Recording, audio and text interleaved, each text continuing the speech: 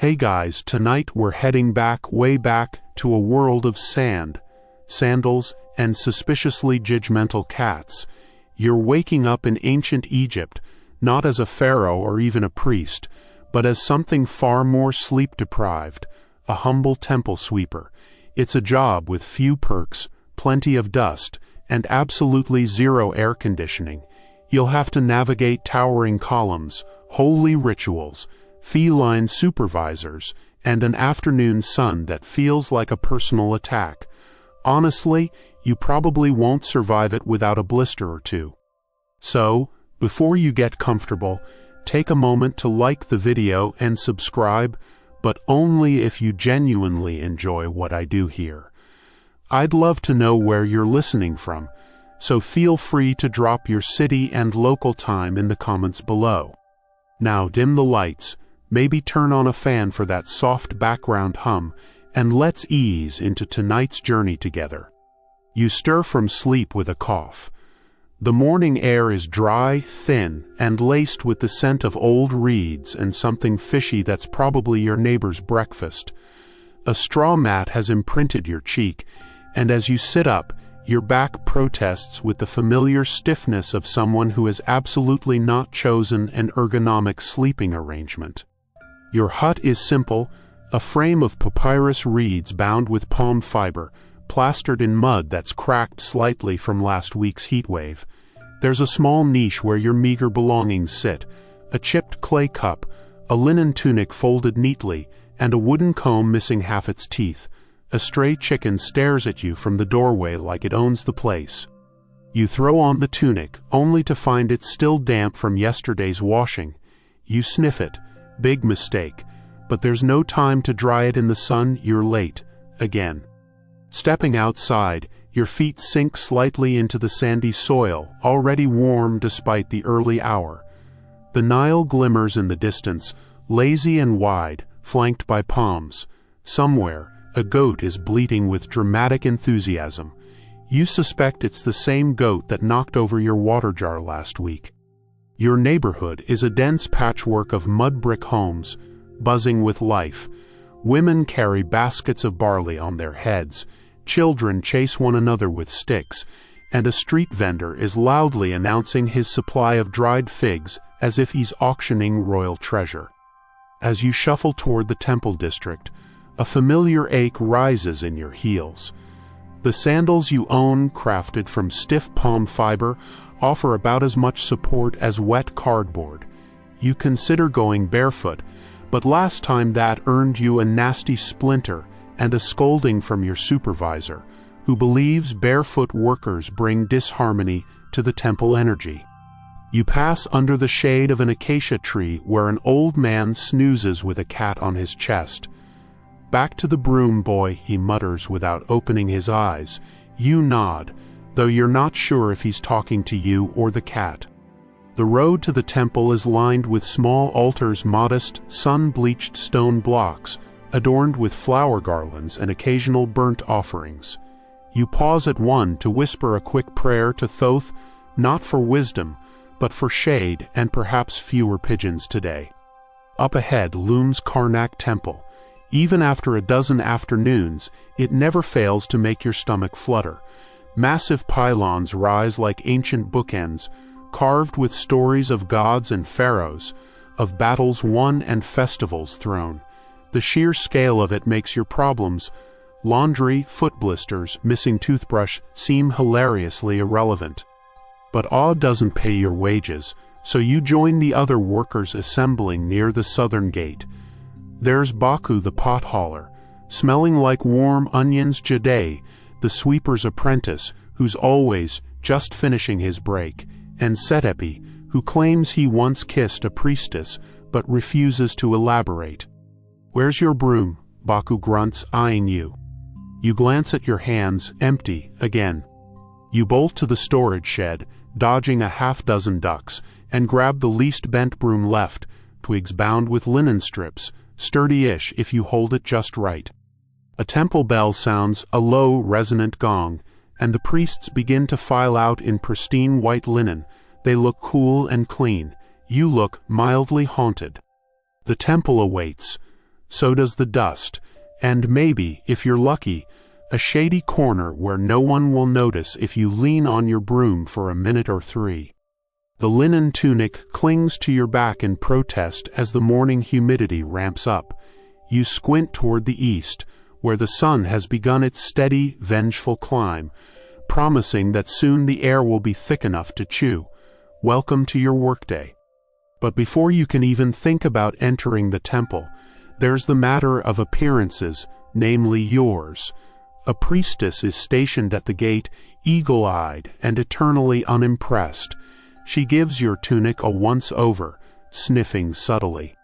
"You didn't rinse it with natron," she mutters. You blink. "I didn't have any left." She sighs the sigh of someone spiritually disappointed. Sweeping is a sacred duty. The gods notice these things. This is ancient Egypt, after all. Cleanliness isn't just godliness, it's a full-time spiritual policy. Every temple worker is expected to arrive groomed, deliced, and preferably smelling faintly of myrrh. Your only fragrance is honest sweat and yesterday's fish stew. You glance down at yourself. Sandals caked in dried mud, linen crinkled and hosting a mysterious dark smudge across the front, possibly fig-related. There's also a tiny green beetle clinging to your collar with suspicious enthusiasm. The priestess raises an eyebrow. "Next time, soak it overnight, with lotus oil if you can afford it."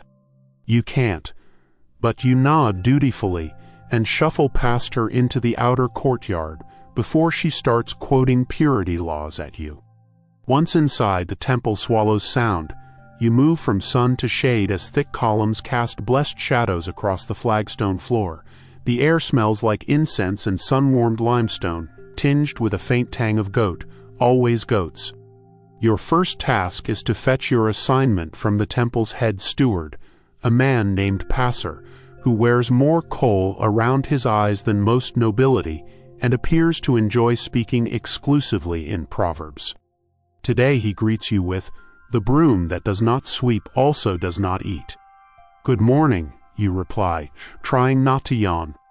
He hands you a strip of linen with your route for the afternoon inked in precise hieratic script. You pretend to read it, but mostly rely on the drawings, column, pigeon. Something that might be a spilled wine jar, you're not sure. You make a mental note to revisit your evening reading lessons. "Keep clear of the central shrine," Passer warns. "They're painting Horus's beak again. We don't want a repeat of last week." You know exactly what he's referring to. You'd walked too close during a pigment blessing and knocked over a jar of red ochre that splashed, divinely, tragically across Horus's chest. The bird god had to be scrubbed down by a trio of offended novices, and you spent 2 days on latrine duty. Today's route seems simpler. Just a wide sweep of the western hall, 2 side chambers, and if you have time, the outer vestibule near the goat pens. You groan softly at the last part. As you gather your broom, you pass an apprentice water carrier named Meket, whose job it is to keep the courtyard vessels filled. His arms glisten with sweat, and he offers you a sympathetic grin. "Already late, huh?" You grunt. "I'd trade for your broom any day," he adds. "At least it doesn't splash." "Yes," you say, "it just sheds twigs and makes my spine ache." The first chamber is quiet. The only sound is the soft whoosh of your broom across stone and the rhythmic clink of a scribe's ink jar in the corner. You nod to him, an older man with ink-stained fingers and a papyrus scroll as long as your leg. He doesn't return the nod. Instead, he mutters, "Don't stir up the dust too much, it settles on the scrolls." You do your best, but it's tricky. The dust here clings to corners like secrets, gritty and ancient. Each stroke of your broom feels like whispering to the floor itself. You wonder fleetingly, how many feet have trodden this path before yours? Pharaohs, priests, pilgrims, and now you. A beetle skitters across the floor. You raise your broom, pause, and gently nudge it aside. Even in this job, mercy has its place. Outside, the sun has turned harsh. You finish the first hall and step into the side chamber, where, of course, a pigeon greets you with a hostile flutter from a high lintel. The sacred bird flaps its wings indignantly and drops something symbolic onto a recently washed statue of Thoth. You sigh, that's for later. But for now, you sweep, quiet, steady, back-aching, dreams of cooler breezes on your mind. The air in the temple's stone corridors stays cool only for a brief, merciful moment. Then it's back to hot drafts and sunbeams that feel more like interrogation lights. You squint upward. The hypostyle hall looms just ahead, and with it, your least favorite part of the day, avoiding your coworkers. You round a corner, and there they are. Not the other sweepers, no. Those are decent enough. This is the Royal Inspection Squad, technically known as the Sons of Noble Supervisors. In practice, they're bored teenage nephews of priests who walk around pretending to find flaws in the workers' efforts while doing as little actual labor as possible. Ah, the broom returns, one of them sneers. Didn't you miss a pigeon pellet last week? Another adds, grinning. You smile weakly and keep sweeping. Engaging only encourages them. You once tried to out-sarcasm them, and it ended with you scrubbing statue feet with a toothbrush-sized reed. They eventually drift off, their attention span no match for the sheer boredom of actual oversight. You exhale and move into the hypostyle hall proper. It's breathtaking and backbreaking. Hundreds of massive columns rise like forest trunks, thick and ornate with carvings of gods, pharaohs, and sacred beetles. Each pillar casts shade, but only in slices, like reluctant shadows teasing you with promises of relief. Your task is simple, in theory. Sweep between the columns. But each step kicks up fine dust, each sweep turns up bits of crumbled plaster, dried leaves, and the occasional forgotten amulet. You pause to examine one now bronze, scarab-shaped, still faintly warm from the morning sun. You pocket it for later. Not to steal, of course, just to return to lost offerings, the odd bin where misplaced spiritual objects go to be re-blessed and filed. Halfway down the row, you hear a voice. Oi, don't scuff that cartouche. You look down. Your broom has smudged the edge of a painted inscription near the base of a pillar. You crouch, spit delicately onto your finger, an extremely non-approved cleaning method, and rub at the smear. A low rumble behind you makes you freeze. No, it's not divine wrath. It's the temple elephant. Yes, there's an elephant. Her name is Mary. She was gifted by a Nubian envoy, and she mostly spends her days eating figs and blocking pathways with complete disregard for protocol. Mary lumbers into view now, guided by a sleepy young handler, chewing a date pit. Make way, he calls, though Mary clearly doesn't care. You flatten yourself against a column as she trundles past, trunk swinging, tail twitching. She sneezes. You get lightly misted. You reconsider everything. The rest of the hall is quiet again. Pigeons coo high in the rafters, the sunlight paints slow-moving patterns across the stone floor, and you fall into a rhythm. Sweep, breathe. Sweep, shift weight. Occasionally pretend you're chanting a prayer instead of muttering about your sore wrist. You find a copper bead in a crack between flagstones, another item for the lost offerings pile. You wonder whose bracelet broke and whether they noticed, or if, like you, they were too busy trying not to faint from heatstroke. Then comes the sudden bark of your name. Well, a mangled version of it, from the far end of the hall. It's Jade, the apprentice who always smells faintly of unripe melon. He's waving a tablet frantically. Change of plan, he yells. You're reassigned to chalk duty. You groan. Not because chalk duty is hard, it's not, but because it means working in the front courtyard, which is currently being used for ritual goat purification. Still, orders are orders. You stash your broom and trudge toward your new fate, where chalk lines await. Sun-baked stone glares back, and the goats are already planning their next attack. You arrive in the front courtyard, already bracing for trouble, because if there's one thing you've learned about temple goats, it's that they're equal parts holy, hungry, and completely unhinged. The courtyard is a flat expanse of white limestone that reflects the sun like polished glass. You shield your eyes, blinking at the figures moving about. A circle of acolytes are preparing a ritual to cleanse the energetic residue left behind by last week's fertility blessing. According to the whispers, someone used the wrong incense, and now everything smells faintly of onions and regret.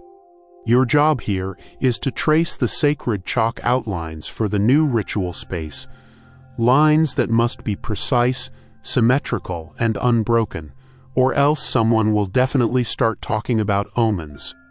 You're handed a sack of chalk, a string, and a measuring rod by a novice priest who looks like he hasn't slept in 3 days. Just copy yesterday's grid, he says, and don't step in the ash circle or the goat droppings. You nod grimly and set to work. Drawing these outlines means crouching low, balancing on your toes and leaning into positions that no mortal knee is designed to handle. You draw the outer square with the help of the measuring rod, then begin marking the diagonal spirals that supposedly encourage cosmic flow. The line begins to wobble slightly as your hand cramps. You shake it out, blow the chalk dust from your fingers, and start again. That's when the goat arrives. It's not just any goat, it's that goat. The temple's most senior, semi-sacred Nubian goat, affectionately nicknamed Crumble. His beard is braided with what looks like dried hibiscus petals. His eyes are filled with ancient mischief. You see him heading straight for your chalk bag. No, you whisper. He trots closer. Don't you dare. He sniffs the bag. You try to wave him off gently. He eats it. Well, not the entire bag, but enough to ruin the rest of your chalk supply.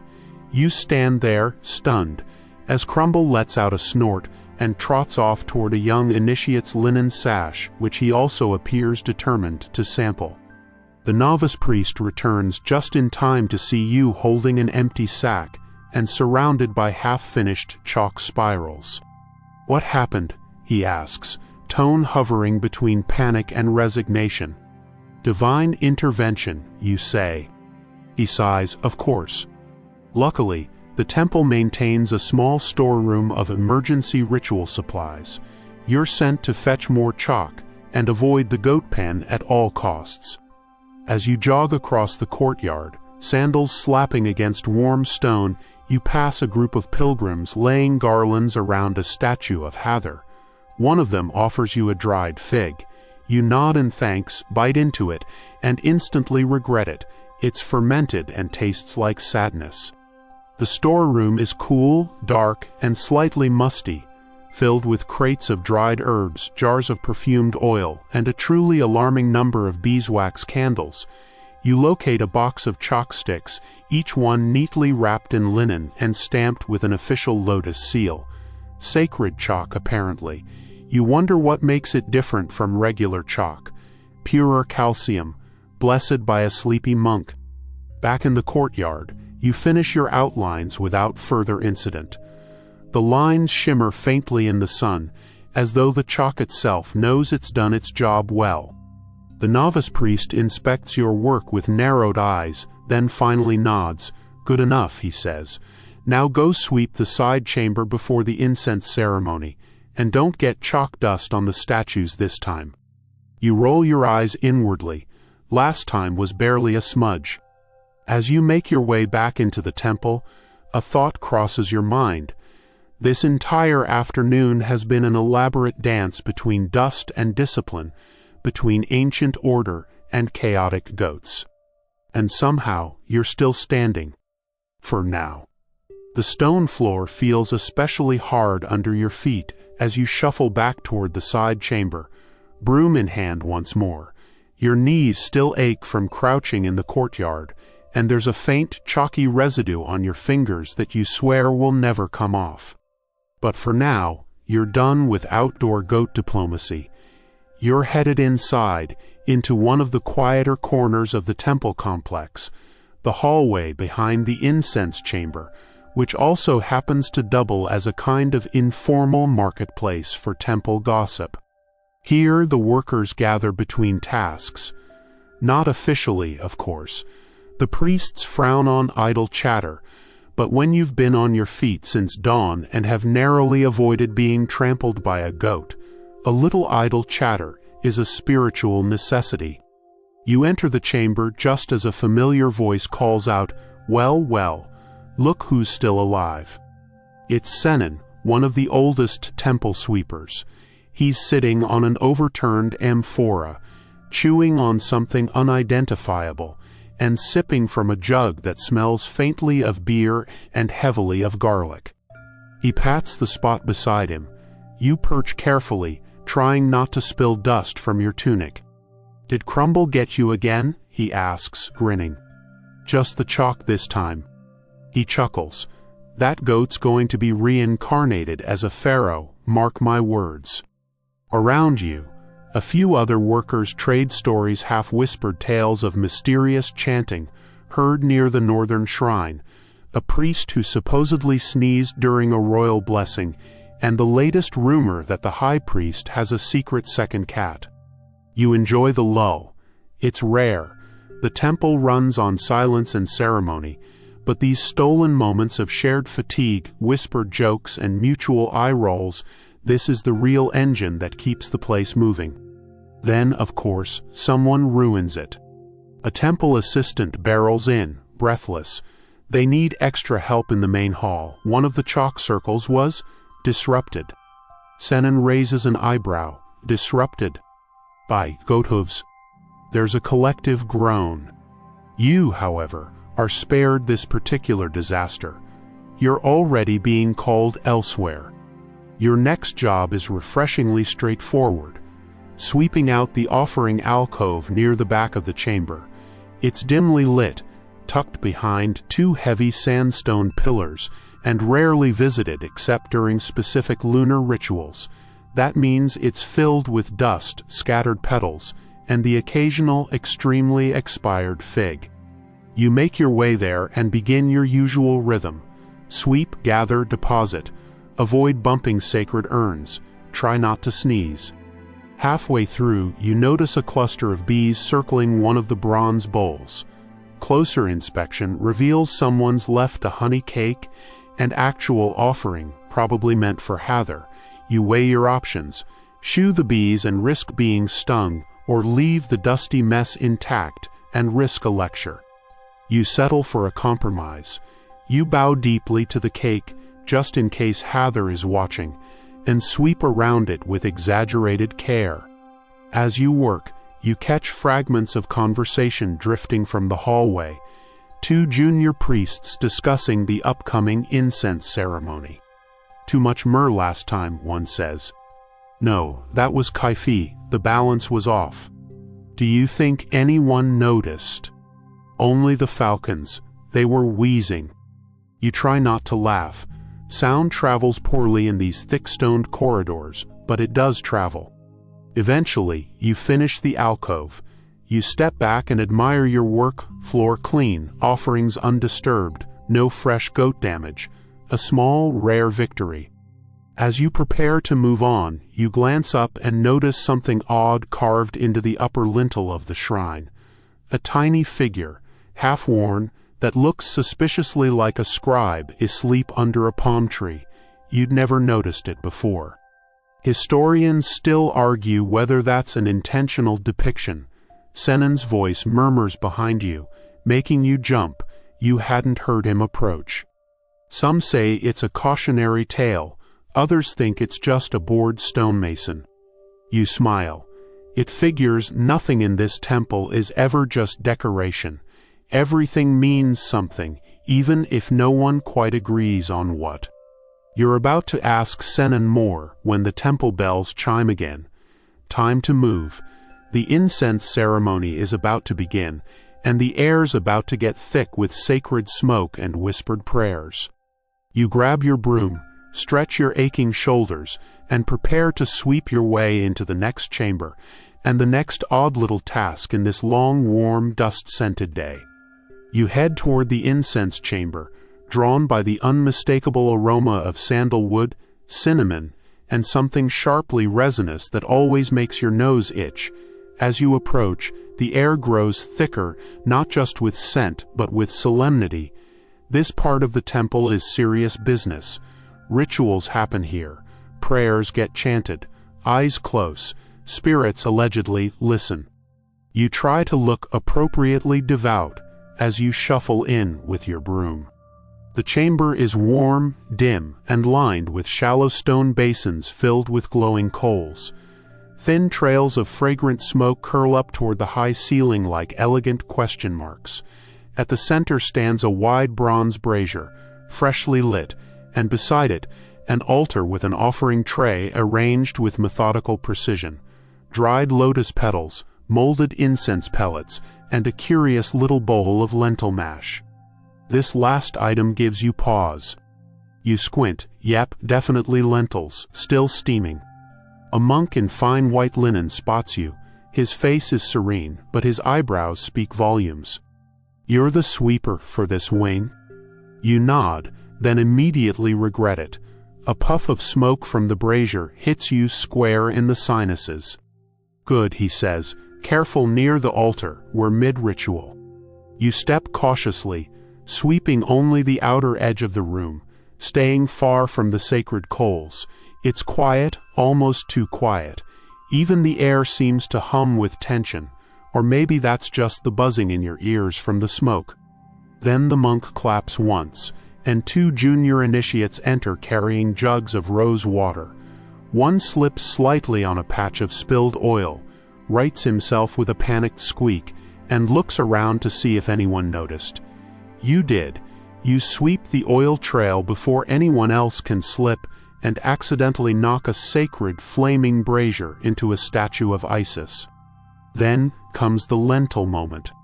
You're adjusting the rug near the threshold when you hear the unmistakable sound of gurgling and a spoon clinking against a bowl.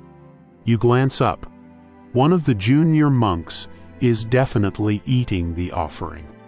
Not just tasting, he's going at it with full devotion. You stare. He freezes, spoon halfway to his mouth. You lock eyes across the chamber. In that moment, a deep understanding passes between you. Neither of you will speak of this again. He returns the spoon to the bowl and silently slides it back onto the tray. The monk in charge turns back around, utterly unaware. Prepare the hymns, he says. We begin the smoke pacing soon. You have no idea what that means, but you gather your broom and retreat before you're roped into anything involving chanting or more illicit legumes. On your way out, you nearly collide with a familiar face, Baku, the pothauler from earlier, sweating and wide-eyed. Don't go near the herb storeroom, he mutters. I spilled an entire jar of dried mandrake. It's chaos. You thank him for the tip and veer toward the quieter eastern wing, where your next task supposedly awaits, dusting the outer frieze of the sun court. Not an easy job, since it requires balancing on a narrow ledge and using a feather duster made from actual ibis plumes. Also, you're mildly afraid of heights. But at least there are no lentils up there. Probably. As you pass through the central gallery, you pause at a wall carving depicting Anubis guiding a soul through the afterlife. The lines are clean, but the corners are gathering dust. You give it a quick swipe with your broom, more out of respect than responsibility. A small detail catches your eye. Anubis's hand seems to be offering the soul a scroll. You lean closer. It's carved with strange, looping symbols that you don't recognize. Historians still argue whether that scroll represents divine law, says a voice behind you. You flinch, again. It's Senon, of course, appearing like a sleepy ghost from the incense haze. Others say it's a recipe, possibly for date cake. You snort. What were you doing in the incense room? "Stealing the good smells for my laundry," he says with a grin. Together, you continue toward the next chamber, two dusty souls bound by shared absurdity and aching knees. The temple's eastern wing feels quieter, almost forgotten. The walls here are less ornate, the floors more worn, and the scent of incense fades into something earthier, dried palm, sun-warmed limestone, and the faint musk of animal hide. You're headed to a side entrance where your next task awaits, assisting with the palace's afternoon hunt prep. No, you're not going hunting. You're just helping move supplies to the priest hunters, who claim their work is both divine tribute and pest control. What this means in practice is that you'll be lugging baskets of smoked fish and bundles of javelins under a heat-heavy sky, praying not to step in snake holes. You meet the hunting team near the temple stables. They're already bickering about target selection.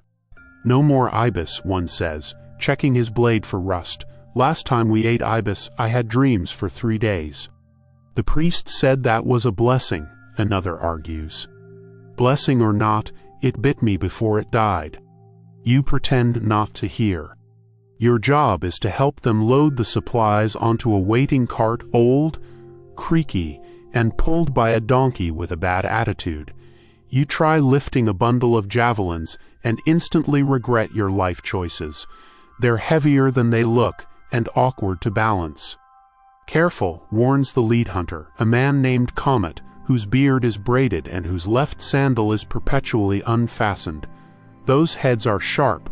Lost a toe once." You glance down. Both feet appear intact. He winks. Once the cart is loaded, Comet offers you a spot as their temporary helper on the hunt itself. You decline. Not out of laziness, well, not entirely, but because your last outing ended with you stuck in a dry well while everyone else chased a jackal. You were eventually rescued by a priestess and her very unamused camel. So you wave them off and return to your next assignment, preparing the purification chamber for post-hunt cleanup. Essentially, you're cleaning the space where they'll clean themselves. You're halfway through laying fresh rush mats when a commotion erupts outside. Shouts, footsteps, a crash. You peek through the doorway. The hunting party has returned early. Comet is limping. The donkey is missing, and in the cart, beneath a canvas cloth, something is moving. You blink. What happened? Comet grimaces. "We tried to catch a crocodile." You gape. "With javelins?" "With charisma," he says, deadpan. "It didn't work." The cloth lifts. Two large, terrified eyes meet yours. It's not a crocodile. It's a very angry pelican. You slam the door. Back inside the purification chamber, you go back to your sweeping. There's a rhythm to it. One hand to guide the broom, the other to collect stray feathers, which are already drifting in from the pelican debacle, and the mind free to wander. You think about the day so far, chalk theft, goat diplomacy, incense chaos, and realize you've somehow become both janitor and jester in a divine circus. Still, you find a strange peace in the repetition. The scent of lotus water from a nearby basin, the soft hiss of your broom over smooth stone. The world slows. Your muscles ache in that oddly satisfying way of honest work done badly but enthusiastically. You finish just as the sun begins to lower, casting golden light through the narrow eastern windows. Dust motes dance in the air, glowing like fireflies. You stretch your back and sigh. Just one more task before you can call it a day. Unless, of course, the pelican gets loose. You've barely had time to rinse your hands in a basin before you hear your name echo through the corridor, drawn out and suspicious, like a priest calling a goat that's up to something. "Get your broom," someone yells. "There's an incident in the north wing." You groan. The north wing is usually quiet, mainly used for scroll storage and the occasional secret meeting involving way too many candles. Whatever the incident is, It's almost certainly going to involve things you don't understand, weren't responsible for, and will somehow be blamed for anyway. You find your broom leaning against a statue of bees, the protective dwarf god whose carved grin now feels oddly knowing. You grab it and hustle down the long hallway, your sandals slapping out a syncopated rhythm of dread. The moment you round the corner, you see it, overturned clay jars, torn linen, and what appears to be a smashed offering plate. A pair of senior scribes are arguing over what exactly happened. One insists it was sabotage. The other claims it was a spiritual imbalance. Neither wants to pick up the mess. "You there," the first one barks at you. "Sweep this up before the hieroglyphics absorb the chaos." You don't know what that means, but it sounds bad, so you start sweeping. The jars, it turns out, were full of ceremonial resin. Thick, sticky, and now fused to the floor like ancient syrup. Your broom is useless against it, so you fetch a dull scraper from the supply closet and get to work chipping away at the mess. You're mid-scrape when a low, grumbling voice interrupts you. "Move aside, boy." It's not a priest. It's not a scribe. It's General Amos, commander of the local garrison and the only man in the temple allowed to carry a bronze spear indoors. His presence is rare and rarely welcome. He frowns down at the mess, then at you. "This is why we need discipline," he mutters. "Too many scrolls, not enough soldiers." You consider suggesting he try sweeping the resin himself, but decide your job and your limbs aren't worth the sarcasm. Amos leaves in a swirl of polished leather and disappointment. You scrape faster. Eventually, the sticky floor is restored to its dull, dusty glory. You wipe your forehead and take a moment to stretch your spine, which now crackles like a papyrus scroll in winter. You're just about to leave when a whispering sound catches your ear. It's not wind, not footsteps, it's chanting. You follow it to a small chamber just off the corridor, a rarely used space filled with reed mats and jars of dried lotus. Inside are 3 monks sitting cross-legged in a triangle, eyes closed, hands resting on their knees. A 4th monk, clearly late, tiptoes in behind you and trips over your broom. The chanting stops. Everyone looks at you. You freeze. The lead monk, eyes still closed, says calmly, "Place the broom on the threshold, let it bear witness." You comply, unsure if this is a punishment or a promotion. The chanting resumes, soft and rhythmic. You back away slowly, leaving your broom like an offering to whatever sleepy energy flows in this place. Back in the hallway, you're intercepted by a temple cook balancing a tray of lentil dumplings and looking frantic. "Do you know where the clean mats are?" You blink. "Which ones?" "The ones without goat hairs." You don't, but you nod confidently and point toward the western storeroom, hoping luck is on your side. As the cook scurries off, you take a moment to lean against the wall. Just breathe. You're 8 hours into your day, several blisters richer, and still haven't had a proper meal.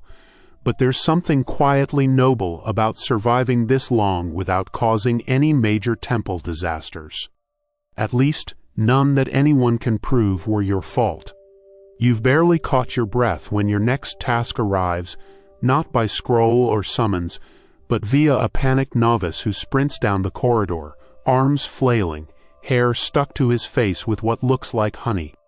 "You're needed in the library annex," he shouts. "It's an emergency." You sigh and follow, broom in hand. The words emergency and library should never go together, and yet here we are. The annex is a narrow room tucked beside the main scriptorium. It's filled with papyrus scrolls, writing desks, and today, a surprising amount of chaos. Someone has knocked over a set of stacked clay ink pots. The dark, syrupy pigment is everywhere, pooling on the floor, dripping from scroll racks, and seeping into the bottom of a monk's robe. In the corner stands a senior scribe with his hands on his head and his mouth open in horror. "The ink for the edict scrolls," he wails. "That was imported from Byblos." You make a note to never travel to Byblos, if that's how stressful their ink is. He notices you and points dramatically. "Clean it, gently. These scrolls record 3 dynasties." You tiptoe into the inky puddle with the caution of a cat testing bathwater. This is not a sweeping job. This is a dab with a damp cloth and whisper apologies to the gods job. The ink clings stubbornly to everything. You use bits of linen, small scoops of sand, and even your own sleeve at one point. As you clean, you notice that some scrolls have inked symbols you don't recognize, tiny glyphs in margins, shaped like fish wearing crowns. You tilt your head. Joke, mistake, secret code? Historians still argue whether those are scribal shorthand or graffiti, says a familiar voice. You don't even flinch this time. It's Senan, of course, munching on a date and watching your efforts with vague amusement. "Did you see the scroll with the flying goat yet?" he adds. You glance over. There it is, a marginal sketch of a goat, wings and all, next to a prayer to Thoth. "You think they get bored?" you ask. "Of course they get bored," he says. "They're scribes, not statues." Once the worst of the ink is cleared, you're asked to help restack the scrolls, now lightly stained but mostly legible. It's careful work, lining them up by dynasty, arranging them by author, ensuring none are upside down again. You do your best, though one scroll insists on rolling itself back open like a dramatic fan. As you work, the novice who fetched you earlier returns, still sticky. The head monk is requesting a fresh set of offering mats, he says breathlessly. Also, someone mentioned, "You broke the papyrus closet?" You blink. "What?"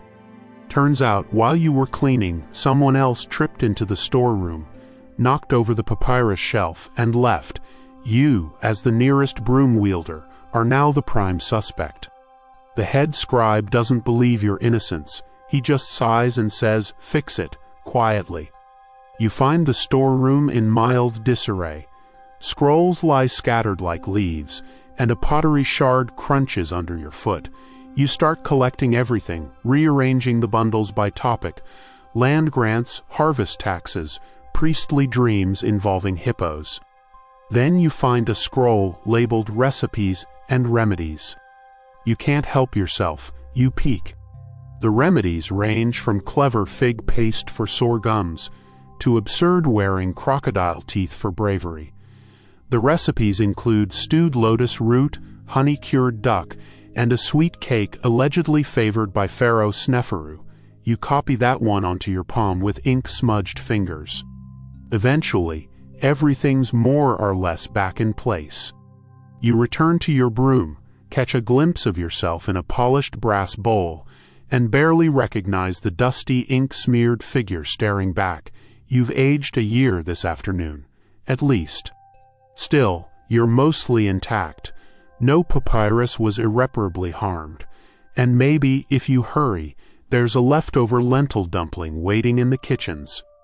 Unless the pelican got there first. You're sent next to the sacred pool courtyard, which sounds peaceful until you remember it also means lotus duty. And lotus duty means wading into waist-high water with a skim net and chasing floating petals, fallen bugs, and once, tragically, a snake that wasn't usually there. The courtyard is quiet, framed by flowering acacia trees and tall reeds that sway like gossiping ladies. In the center lies the rectangular pool, its surface gleaming with reflections of clouds and cracked statues. Fragrant pink lotuses bob gently, and nearby a noblewoman is already seated on a cushioned stool, sandals off, sipping cool water from a polished cup. A nervous-looking attendant gestures to you. "We've had too many dead beetles floating lately," he whispers. "The lady has opinions." You nod and retrieve the net, a long-handled reed scoop patched with linen. You step carefully along the edge of the pool, mindful not to splash. Last week's splash incident led to a full day of scrubbing carpets in silence. The noblewoman doesn't acknowledge you at first, but her eyes track your every move.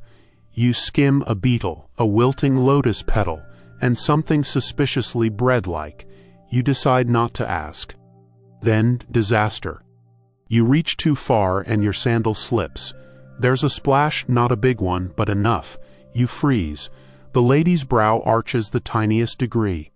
You lower your head and say, "Apologies, noble one, it was the wind."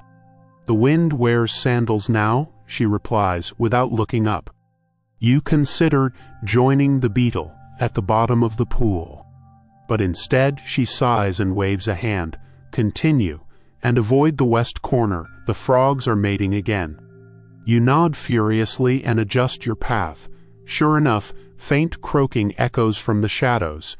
You pretend not to hear the squishy thuds. While working, your mind drifts. The pool is part of a greater ritual system, a microcosm of the Nile, meant to symbolically nourish the temple.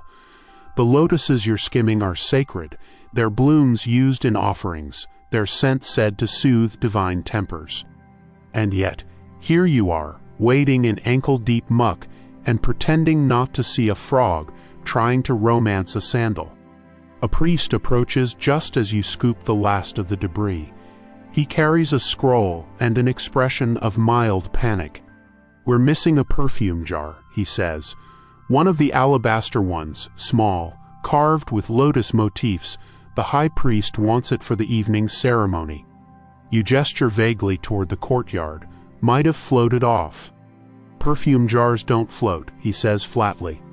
But that doesn't stop him from pacing the pool's edge and peering into the reeds like a detective. You help look, pretending to take the hunt seriously. That's when the noblewoman speaks again. "Check the fish basin," she says lazily. "Servants sometimes drop things while feeding." You and the priest both hurry to the fish basin, a large stone bowl filled with sacred carp that are more ornamental than edible. And there it is, nestled between two very confused fish, the alabaster jar.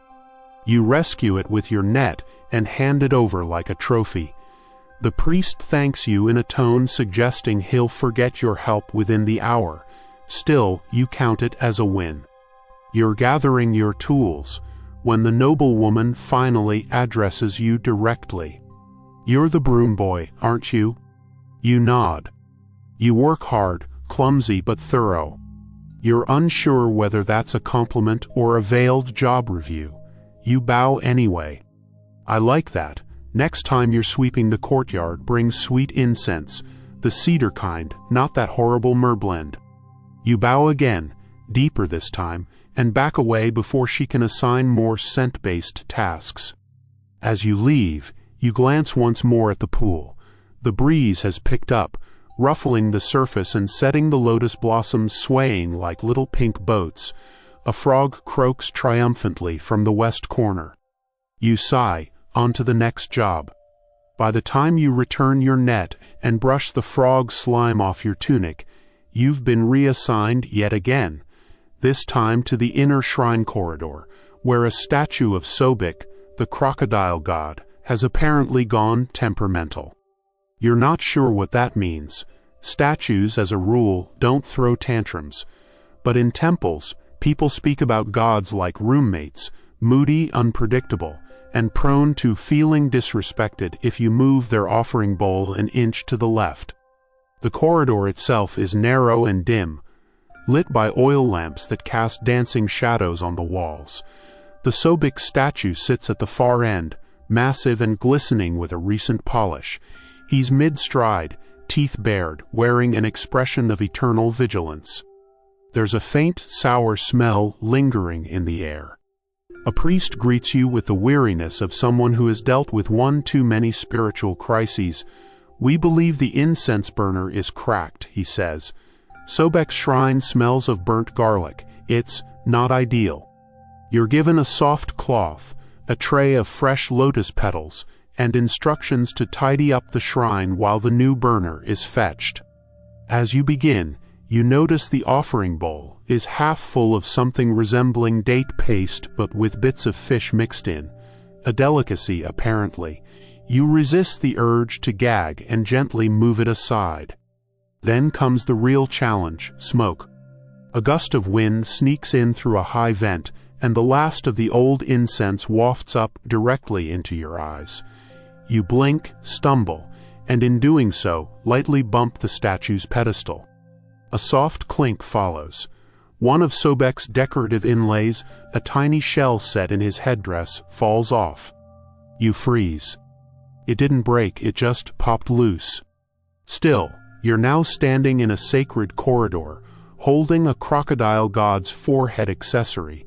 You're 90% sure this counts as bad luck. You carefully set the shell aside and resume sweeping, this time with double the caution and half the confidence.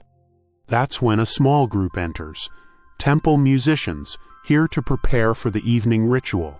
They carry lyres, flutes, and one oversized tambourine, which they begin to tune with the seriousness of surgeons. The tambourine player immediately bumps your broom. "Watch it," you whisper. She raises an eyebrow. "We're summoning Sobek, not sweeping his toenails." You step aside, trying not to be insulted, but you stay just to witness the odd rehearsal. The musicians test their instruments. The flute lets out a warbling shriek. The lyre player plays a single note that sounds like a sigh. The tambourine rattles as if deeply offended. You'd laugh, but Sobek is watching. Once they leave, you replace the cloth under the offering bowl, sprinkle the petals just so, and use the last of the cedar dust to fan a bit of pleasant-smelling smoke over the statue. Then you kneel, not out of worship, but exhaustion. From somewhere behind you, a voice whispers, "Don't forget the incense tray corners." You jump. It's Senan again, leaning against the doorway like a sleepy cobra. Corners collect the worst karma. You mutter a thank you and adjust the tray accordingly. Senan walks over, squints at the statue, and says, "Did he always have two fangs?" You look up. "What?" "Never mind," he says, already walking off. Before you leave, you carefully balance the tiny shell back on Sobek's headdress. It stays. You exhale. You survived. Barely. Outside, the air feels fresher. You stretch your legs, your back, and your moral justification for ever entering that room again. And as you walk off, you swear you hear the statue chuckle. If there's one thing the temple never runs out of, it's errands.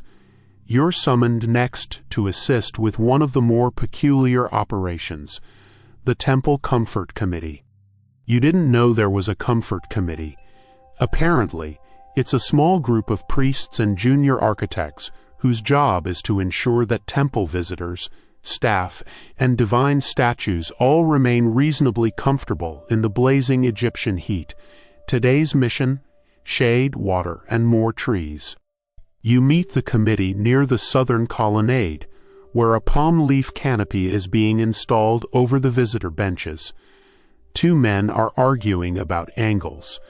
A third is measuring shadows with a long stick and a level of passion that suggests he used to be in charge of pyramids. "Ah, broom boy," one says. "Good, you're going to help dig tree holes." You blink. "Tree holes?" "For sycamores," the man says, "to be planted between the courtyard stones, for cooling and sacred ambiance." You're handed a copper shovel and pointed to a square of blazing stone where the ground is rumored to be ooze. It isn't. You chip away, sweat immediately soaking your tunic. As you dig, a passing acolyte brings you water in a clay cup, which you gratefully drink, then realize was probably meant for the baby sycamore next to you. Too late. The tree gets a splash anyway. Over the next hour, more holes appear. More workers arrive. More trees are gently unpacked from reed crates. You're not sure how they got them inside the temple, but you suspect divine cartography. The head priest overseeing this planting effort is a perfectionist. "No tree may lean," he declares. "The gods notice leaning." You're chosen to hold one sapling steady, while a novice pats in soil around the roots. The tree is about your height and significantly better dressed, wrapped in soft linen strips like a spa guest. Name it, the novice whispers. What? Name it, the trees grow better when named. You think for a moment, still holding the trunk. Tepi. He nods solemnly. May Tepi shade generations. The next task is refreshing the temple's water stations, stone troughs and small pools placed along popular routes to offer travelers and temple cats a place to cool off. You're given a bucket, pointed toward the nearest station, and reminded, don't startle the geese. You immediately startle the geese. 3 of them. One hisses, one flaps, one stares like it's memorizing your face for vengeance. You retreat and wait for a novice with breadcrumbs to lure them away. Then you refill the trough with cool Nile water from a cistern nearby. It splashes satisfyingly into the basin, and within seconds, a cat appears and begins drinking with exaggerated elegance. Senan strolls by, wiping his brow with his sleeve. He outranks us, he says, pointing to the cat, technically a living embodiment of Bastet. The cat flicks its tail like it agrees. As the day wears on, you notice more temple visitors lingering in the shaded spots, reclining under the freshly planted trees, or dipping cloths in the troughs. The priests are smiling, the statues look slightly less sunburned, and even the birds are calmer. Almost. One dove perches directly on your new sycamore, poops on the linen wrap, and flies off. Tepi, you think grimly, deserves better. Before sunset, you help sprinkle crushed lotus petals around the base of the trees, a finishing touch meant to please the local spirits. One novice sings a quiet tune while working, something about eternal springs and ever-fragrant winds. You hum along.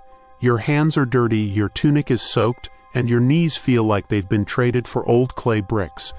But for once, everything smells nice: petals, sycamore sap, faint incense from a nearby window. You step back to admire the courtyard. It looks softer now, more welcoming, a little less like a scorching ritual labyrinth and more like a sacred garden. You pat Tepi's trunk gently. Good work, you say. The tree says nothing, but you swear it stands taller. It's almost evening now, the temple's limestone walls glowing gold in the setting sun, when you're called into what may be the strangest errand yet: relic retrieval. Specifically, you're asked to assist the monk in charge of the teeth. You blink. The teeth? Yes, says the junior archivist flatly. One of Buddha's tooth jars has gone missing.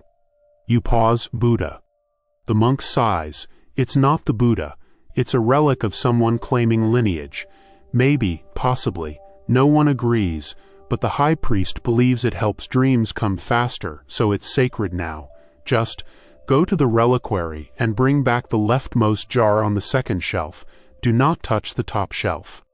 You agree and make your way across the temple to the reliquary, a cool, shadowy room lined with niches and sealed jars, each with a label written in increasingly incomprehensible shorthand. The room smells like old wood and overzealous sandalwood use. There's a faint ringing in your ears, as if the jars are humming very quietly to themselves. The second shelf holds a neat row of jars, most labeled with simple symbols: a tooth, a lotus, a vaguely ominous eye. You locate the correct jar, small, alabaster, sealed with wax. You gently pick it up, marveling at its weight. It doesn't rattle. On your way out, your sandal snags on a fraying rug. You stumble. The jar slips. But you catch it, barely. Your fingers brush against the wax seal. For a moment, the room feels colder, or maybe that's just the adrenaline. You back out of the reliquary with exaggerated care, heart pounding louder than it really should be. As you pass through the courtyard, you nearly collide with a scribe who seems to be in a similar relic-based panic. He's holding what looks like a golden chicken feather in a scroll case. Lost or found, you ask. He sighs, unconfirmed. You hand off the jar to the incense master, who accepts it with trembling reverence. You didn't unseal it, did you? No, you lie. Good. It whispers when it's open. You nod, slowly backing away. You're beginning to feel like you've become the temple's designated danger sponge. Every weird object, stubborn statue, or emotionally unstable goose seems to find you. Still, no one else is volunteering for what comes next, the sand audit. Yes, that's a real thing. Apparently, someone's been skimming sacred sand from the inner sanctum pool, the finely sieved kind used to sprinkle before certain statues. The priests are furious, not because of theft, but because the vibrational consistency is now off. You're asked to help count how many baskets remain in the storage alcove. This takes longer than it should, especially because one of the baskets is being used as a nap spot by a temple cat. You nudge it gently. The cat yawns, bites your sandal, and goes back to sleep. Eventually, the audit is complete. You report your findings to a priest who listens while sorting colored beads for an amulet. He nods gravely, writes down -3, and then casually mentions, "We suspect the sculptors are trading it for honey dates." Because of course they are.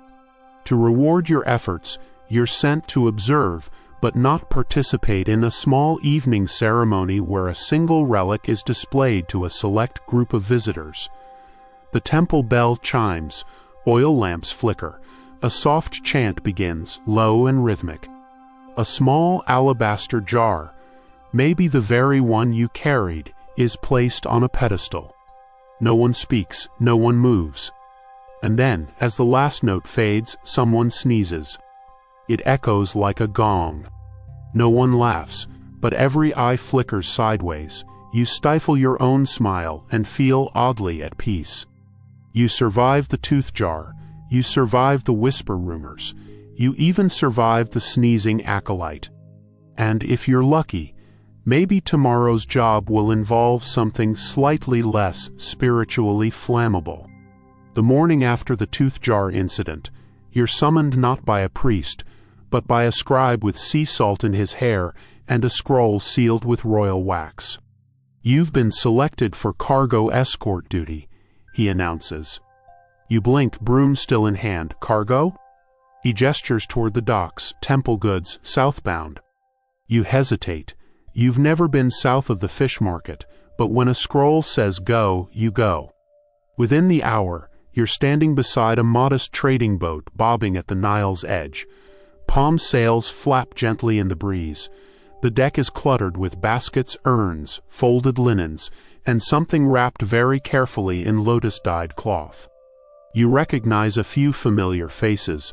Mary the elephant looking seasick on dry land, a junior monk carrying too many scrolls, and the cat. Yes, the temple cat is coming too. Apparently it has symbolic value. Your destination, Sri Lanka. Or at least, the port village where the envoy from Sri Lanka waits. You won't be crossing the sea yourself, just helping load the sacred goods onto the barge and wave politely. Still, the air crackles with ceremony. As the cargo is inspected, one priest frowns. "Where's the sandalwood carving?" The monk carrying the scrolls panics. "I thought you packed it." You're roped into the search party. 3 frantic minutes later, you find it beneath the sleeping mat of a novice who had borrowed it for inspiration. You dust it off, hand it over, and receive no thanks, but at least no curses either. Loading begins. The baskets are labeled: texts, talismans, dried figs, instructional scrolls. One crate is marked, "Do not open, contains enlightenment." You avoid that one. Once the final jar is placed on board, you're tasked with laying garlands along the ship's edge. Lotus blossoms, papyrus bundles, and tiny wreaths of myrrh leaves are handed to you in a dizzying blur. Your fingers smell like 10 different rituals by the end. Then comes the part you weren't warned about, the speech. The envoy from Sri Lanka has arrived, a broad-shouldered man in embroidered robes. escorted by interpreters. He bows deeply. A priest bows back. Then the priest gestures to you. To represent the spirit of humble service, he declares. You freeze. The crowd turns. Someone hands you a small oil lamp. The priest whispers, "Light it and say something wise." You panic. You light it. Then you say, "May your boat avoid crocodiles and unexpected gusts." There's a pause, then polite applause. Someone coughs. The envoy smiles. He seems amused at least. With the formalities done, the boat shoves off, sails catching the wind. As the Nile sparkles with late morning sun, you watch it shrink toward the horizon, the garlands fluttering, the cat already napping beside the cargo. Think they'll like the incense blend? You murmur. Only if it hasn't spilled, says a voice behind you. It's Senan, of course. He's chewing dried mango and squinting at the sky. You ever been on a boat? You ask. Once it sank. You both fall silent, watching the barge disappear. Back at the temple, the return is unceremonious. The dock workers wave you off, and you begin the long walk back up the hill. Your broom is still waiting where you left it, leaning on a basket of onions near the storeroom. As you pick it up, someone calls, "You've got shrine dusting next, and don't touch the offerings this time." You sigh. One day you're part of an international sacred envoy. The next you're sweeping pigeon fluff off Ra's eyebrow. Balance, you suppose. Sacred, dusty balance. You return to your usual post, only to be immediately rerouted, this time to a task that's equal parts sacred duty and temple-wide inside joke. Pillar talk. No, not conversation. Literal pillar maintenance. Today, you're touching up the carved inscriptions that line the outer sanctuary wall. Project that sounds glamorous, until you realize it mostly involves standing on wobbly ladders and pretending you know how to spell in hieroglyphs. Your supervisor is a stern old man named Horemheb, not the pharaoh, just a namesake with a voice like dry papyrus and zero tolerance for spelling errors. Start with the fifth pillar on the east wall, he says. Ra's name is fading, and someone used the wrong reed for the sun disk. You nod like you know what that means. Your toolkit includes a basket of ochre paste, a reed stylus, a feather brush, and a very tiny instruction scroll filled with pronunciation notes and stern warnings like, "Do not confuse eternity with boat." You climb the ladder slowly. The stone is warm under your fingers, the grooves of the carved glyphs smoothed by centuries of sun and ceremonial polishing. You brush away the dust, revealing delicate shapes, falcons, ankhs, suns, and what might be a loaf of bread or a canoe. It's never quite clear. You dab the ochre gently into each groove. This takes time. More than once you misjudge the angle and paint outside the line. You wipe it quickly and try again. Precision, after all, is sacred. As you work, you hear voices below. Two novices are arguing about whether symmetry is a divine concept or just architectural laziness. You think Ra cares about matching glyphs? One scoffs. Have you seen his temple? He's obsessed with symmetry. You nearly drop your stylus, laughing. Then, from the other side of the courtyard, you hear someone groan. It's the official graffiti remover, a young woman named Dehuti, who spends her days scrubbing out personal messages people sneak into the stonework. Her current battle, a deeply etched "I love Nibet" squeezed between two cartouches. She sighs. "At least spell it right," she mutters, scrubbing. Turns out, the temple has a surprising graffiti problem. Not malicious, just love notes, jokes, and the occasional anatomically impossible sketch that somehow made it 3 meters up a wall. Historians still argue whether the pharaoh sanctioned any of them, Dehuti says, as she scrubs beside you.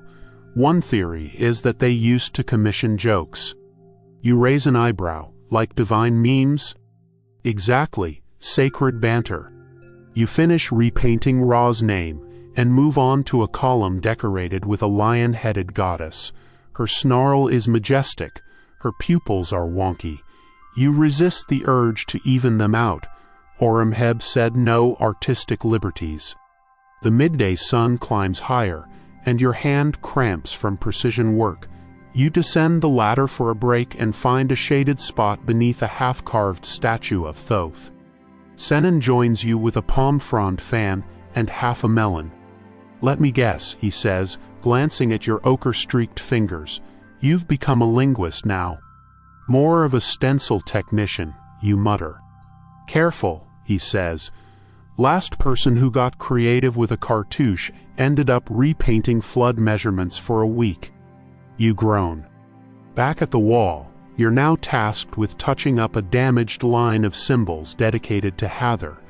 You do so carefully, adding a little extra brightness to her necklace because, let's be honest, she deserves it. A breeze passes through the colonnade, lifting dust and carrying distant flute music. You pause, brush in hand, and feel something odd, calm. Here, among sacred symbols, with the warmth of stone and the hum of temple life all around, your job, ridiculous, meandering, frequently goat-adjacent, feels strangely important. You're not just cleaning, you're maintaining stories. Even if those stories sometimes include declarations of love, carved sideways beneath the eye of Horus. Your next assignment begins with a confused grunt and a scroll dropped into your lap. It's from the temple's diplomatic coordinator. Yes, that's a job, and the message is simple. Help prepare the elephant. You blink at the papyrus, reread it, and finally ask aloud, "Which elephant?" A passing initiate shrugs, "The one for the gift caravan." Of course. You head toward the east courtyard, where Mary, the temple's resident diplomatic elephant, is being adorned with silks and bells. She looks unimpressed, probably because one of the bells keeps slipping down her trunk and ringing at irregular, insulting intervals. The temple occasionally sends sacred envoys to faraway courts, and for reasons still debated, these gifts often include live elephants, or fancy birds, or once allegedly, a very confused turtle with a gold bracelet. Mary is headed to the court of a desert prince rumored to love animals and hate scrolls. So the plan is to make the gift impossible to ignore. You're asked to assist with decoration, but only the lower half work. The priests handle the sacred saddlecloth. You're stuck with tassels, ribbon ties, and applying what the chief handler calls blessing mud to her legs. You eye the bucket of blessing mud. It looks suspiciously like regular mud. "Add lotus petals to it," he says, "then it's sacred." You do as you're told, smearing the mildly fragrant mud along Mary's ankles, while she flaps her ears in quiet resignation. A small crowd gathers. Children giggle. A woman offers Mary a honey-dipped fig. The elephant accepts it with an audible squelch, then flings part of it directly at a priest's robe. There's a pause. "Symbolic affection," someone mutters. You hide your smile. Next, you're handed a scroll listing the other diplomatic gifts. Jars of perfumed oil, painted reeds, a full-length hymn written in 3 languages, and, oddly, a clay model of the Nile with removable fish. You help load the items onto carts, being extra careful with the fish. The model is surprisingly detailed. One of the priests leans over and explains, it's a metaphor for divine abundance. You resist the urge to play with the tiny crocodile. Meanwhile, Mary is being fitted with a headpiece made of bronze filigree and palm beads. She shakes her head, clearly not a fan. One of the handlers tries to calm her by reciting a poem about the moon. It doesn't help. Then comes your favorite part, the blessing parade. A short procession winds through the temple courtyard, featuring musicians, flower-tossing novices, and Mary herself, moving at a pace best described as ponderous but deliberate.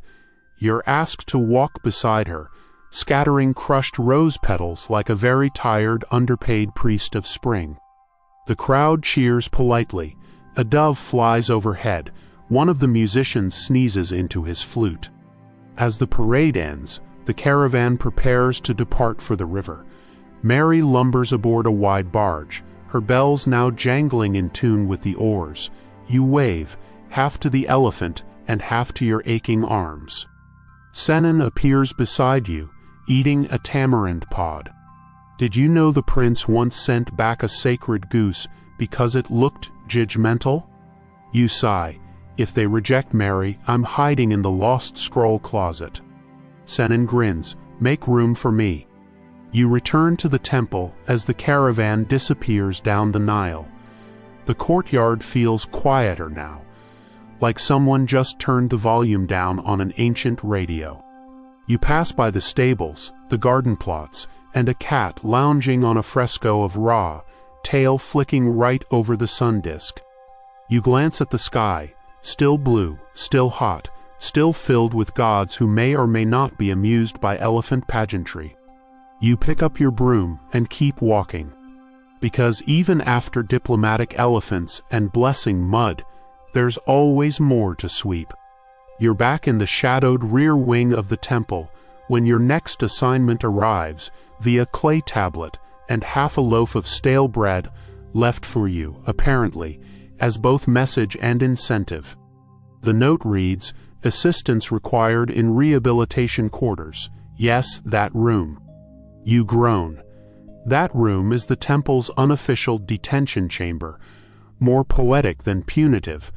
Originally built for meditation, it's been repurposed into a place where misbehaving initiates are sent to reflect on their spiritual errors, while also performing useful tasks like grinding incense or mending sandals. The nickname among workers, the regret room. You enter cautiously. The walls are soft beige, adorned with faded murals of judgment scenes from the Book of the Dead. There's a faint smell of ash, ink, and emotional processing. Inside are 3 young men sitting cross-legged beside small stone desks. They all look up at once. "Are you the new poet?" one asks. You blink. "No." They sigh in unison. A 4th figure emerges from the far end, a short, stocky priest with a crooked walking stick and a suspiciously cheerful smile.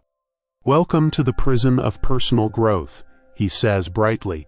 "We need your help moving the amulet boxes and maybe inspiring these young rebels." You glance at the boxes, wooden crates labeled "Minor Curse Protection" and "Ceremonial Back Pain Relief," heavy, dusty, vaguely ominous.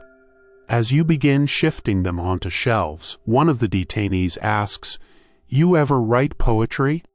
You shake your head. "Wanna try?" You pause, then mutter, "Roses are red, the Nile is long, this broom is heavy, and everything's wrong." There's a beat of silence. "That's surprisingly accurate," one of them says. Encouraged, you share another. "Ra lights the sky, Horus sees all, why does my back hurt? I'm barely this tall." Laughter erupts. Even the priest chuckles. See, healing comes in many forms. For the next half hour, you shelve amulet crates while listening to the detainees compose surprisingly competent poetry. One's written a love sonnet to a temple goose. Another recites an ode to lentils, gentle on the teeth, cruel on the soul. A third performs an interpretive chant about sweeping, which you pretend not to find deeply moving. As you're wiping dust from the last shelf, a small side door creaks open and a new arrival stumbles in, drenched, panting, and clutching what appears to be a cracked statue base. "Apologies," he gasps, "I dropped Hather's elbow." No one blinks. The priest simply gestures to an empty mat and says, "Reflect, gently." Before you go, you're handed a strange assignment, reviewing the list of proposed new amulet slogans. Yes, they want you to help punch up the text on magical jewelry. The current suggestions include: for strength and slightly better knees. Repels evil, mostly. Good for travel, and mild disagreements. You suggest a few tweaks. Divine endurance, especially on staircases. Keeps bad dreams and bad uncles away. May prevent blisters, or at least distract you from them.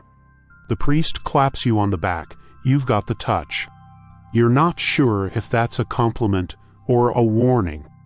As you leave, the detainees wave, still humming their dusty floor blues. The corridor outside feels brighter, like some of the poetic nonsense actually scrubbed the air clean. Senan is waiting outside with a scroll tucked under his arm. "You been rehabilitated?" he asks. "Emotionally, a little. Physically." You groan and stretch. "Ask me after the next broom session." He nods wisely. Reflection hurts the knees. Together, you walk off toward the next errand.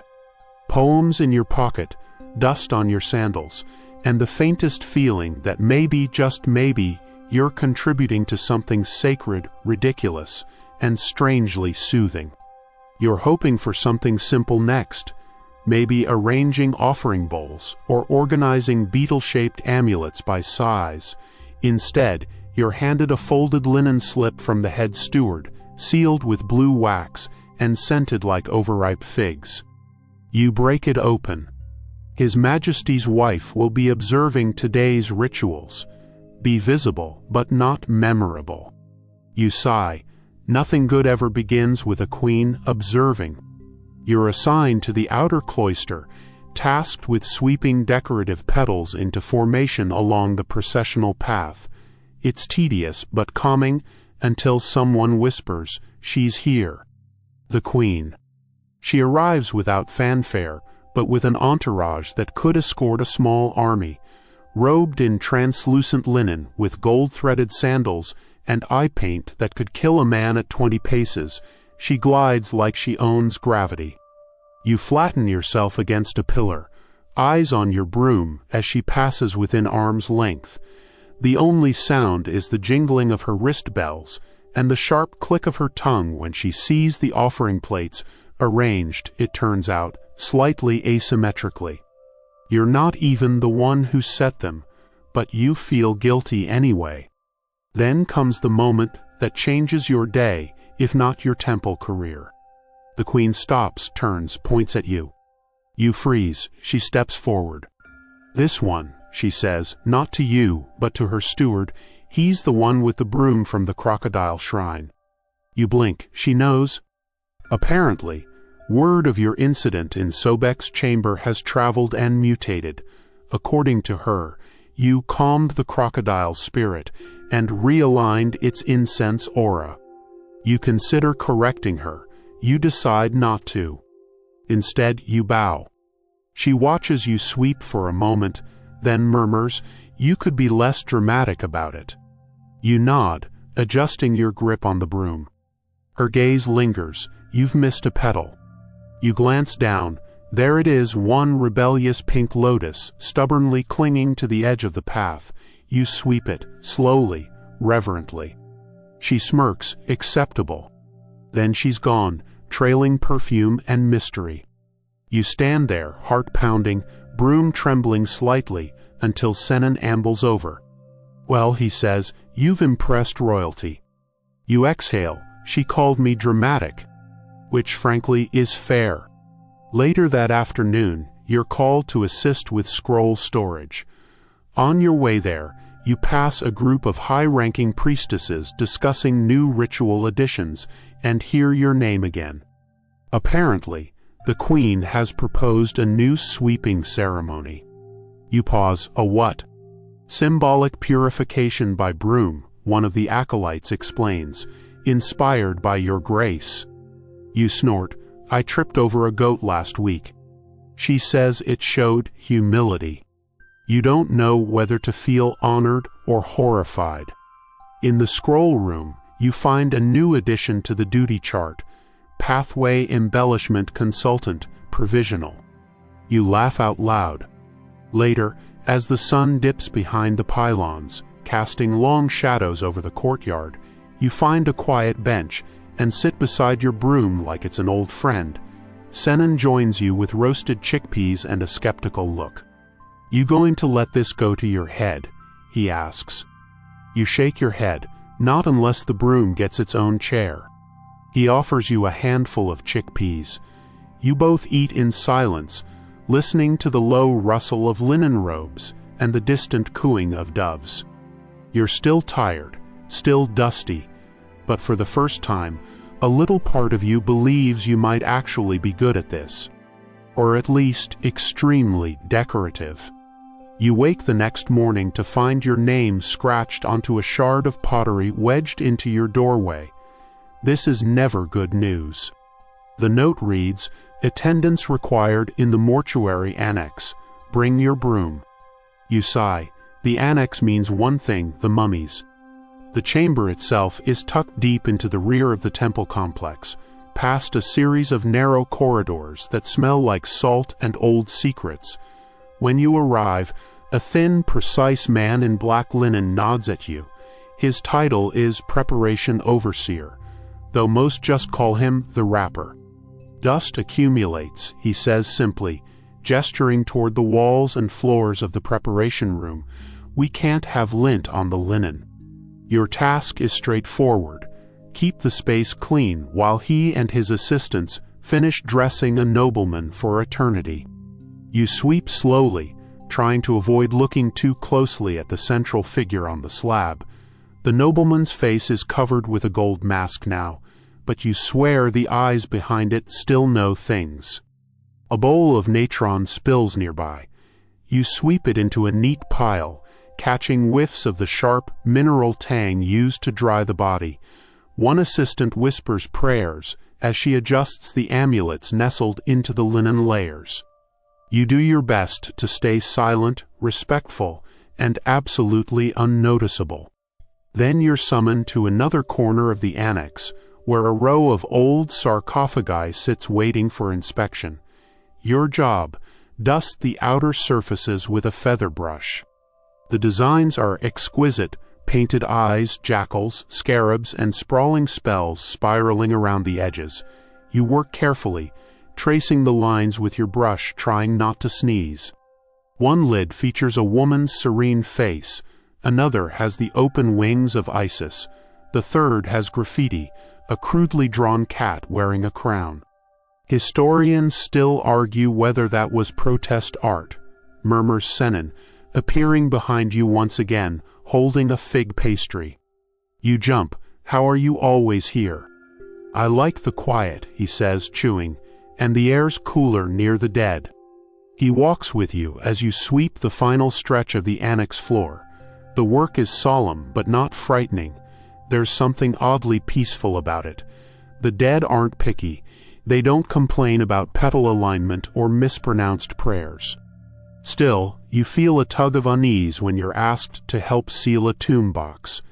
The moment the lid closes, a wave of warm air escapes, and for just a second the room smells like cinnamon and smoke. You glance at the others. No one reacts. You decide not to ask.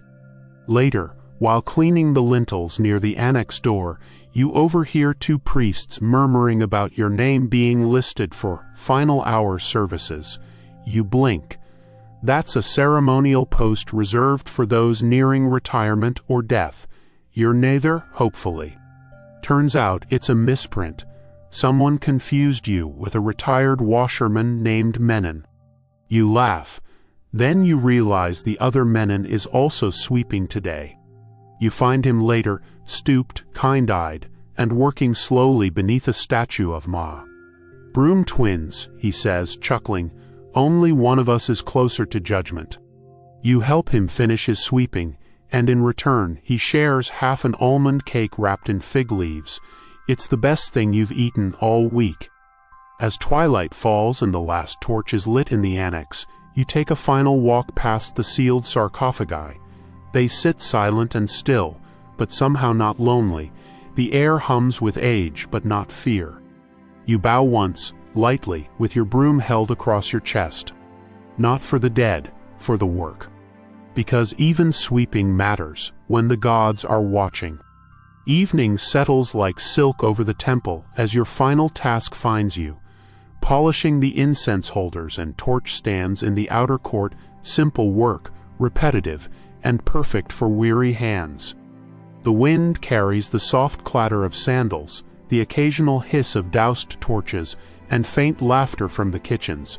You kneel beside a copper incense base, wiping it in slow circles. The scent of lingering myrrh clings to your fingers. You're nearly done when the head steward appears, flanked by a tall priest and, unexpectedly, your supervisor from the broom shift. They hand you a wrapped parcel and a smile that might be approval. Inside, a new broom. Not a divine relic, not gold-plated, just well-made, oiled wood, tightly bound reeds, and a neat carving near the grip. Blessed by the shrine, the priest murmurs, and practical. Your old broom, bent, frayed, slightly bitten by a goat, leans quietly in the corner. You pause, then give it a soft pat. You did your best. There's talk of assigning you to the sunrise procession team, more ceremonial, more visible, but nothing's final. You nod, thank them, and promise not to drop anything important in front of royalty again. As they leave, you sit down on the bench beneath a palm. You look around. The temple hums in its quiet way, an occasional cough from the library, a rustle of fabric in the scriptorium, a goat protesting bedtime. The statues glow in torchlight, golden and still. You spot Senan in the distance, waving a half-eaten honey cake. Still sweeping, he calls. Always, you call back. He nods. At least now you have the deluxe model. You smile, rest your new broom across your knees, and lean back. The air is cooler. The world is quieter. Even the cats have gone still. And as you sit there, feeling the long day settle into your bones, you realize something odd. You'd do it all again tomorrow. Maybe not the goat part. Maybe. And now, as the temple falls silent and even the gods seem to pause in their eternal duties, your own breath begins to slow. The warm stone beneath you cools with the breeze, and the air grows thick with night jasmine and extinguished incense. The sky above fades into a soft tapestry of stars, shimmering above the palm-fringed walls. Somewhere in the distance, the Nile laps gently at its banks, a lullaby in ancient rhythm. You close your eyes, you've earned it. Your hands, dusty and calloused, rest on your knees. Your broom, new or old, leans nearby, no longer needed for tonight. The pillars, once alive with sun and sweat, now stand like quiet sentries, guardians of sleep and story. And you, just a humble temple sweeper, have done what pharaohs and scribes and sacred cats all depend on, kept the day moving, one small, dusty task at a time.